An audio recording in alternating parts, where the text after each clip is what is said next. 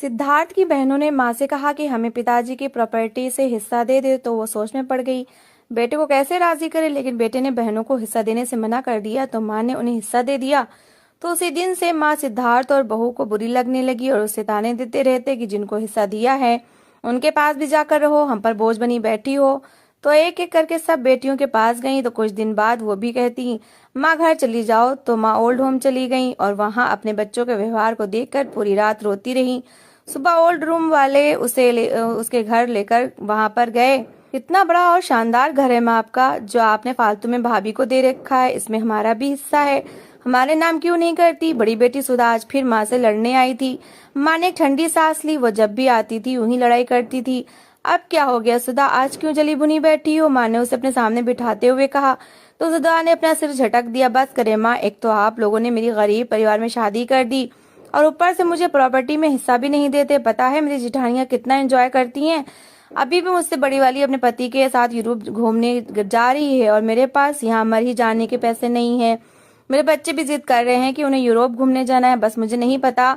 आप भाई से बोले कि इस मकान को बेचकर मुझे मेरा हिस्सा दे दे, वरना मैं उनके ऊपर केस कर दूंगी। सुधा के मुंह से ये बात निकलने की देर थी कि माँ हक्का बक्का रहेगी। क्या बोले जा रही सुधा, अपने भाई के ऊपर केस करेगी? माँ ने कहा तो सुधा फट पड़ी, हाँ हाँ कर दूंगी केस, बस मुझे मेरा हिस्सा चाहिए, वरना मैं दोबारा इस घर में कदम नहीं रखूंगी। तभी रखूंगी जब पुलिस मेरे साथ होगी।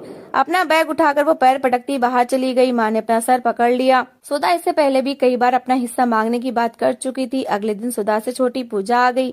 माँ उसे बातें कर रही थी। बातों बातों में उन्हें ना जाने क्या हुआ, उन्होंने गलती से पूजा को बता दिया कि सुधा बार बार घर में अपना हिस्सा मांग रही है। वो सोच रही है कि अपने बेटे सिद्धार्थ से बात करे ताकि वो किसी तरह उसका हिस्सा देकर जान छुड़ा ले। पूजा चौंक गई, ये क्या बात हुई माँ, आप सुधा को हिस्सा देंगे और मुझे भूल जाएंगी? ऐसा तो नहीं हो सकता, आखिर पिताजी के इतने बड़े मकान पर मेरा भी अधिकार है। माँ ने अफसोस से पूजा को देखा, जिसने महंगा ब्रांडेड सूट और महंगे गहने पहने रखे थे, लेकिन लालच खत्म होने को ही नहीं आ रहा था। माँ ने उसे समझाने की कोशिश की कि तुम्हारे भाई का कोई बड़ा बिजनेस तो है नहीं, बस यही एक मकान ही है जो तुम्हारे पिताजी ने मरने से पहले उसे बना दिया था। अब वो अपनी छोटी सी दुकान से गुजारा करता है।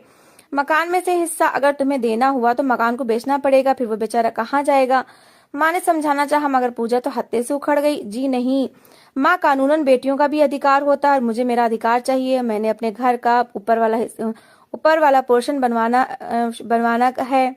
बच्चों को ज्यादा कमरे चाहिए, वो बड़े हो रहे हैं, मुझे नहीं पता, बस आप जल्दी भाई से कहें कि मुझे भी मेरा हिस्सा दे दें।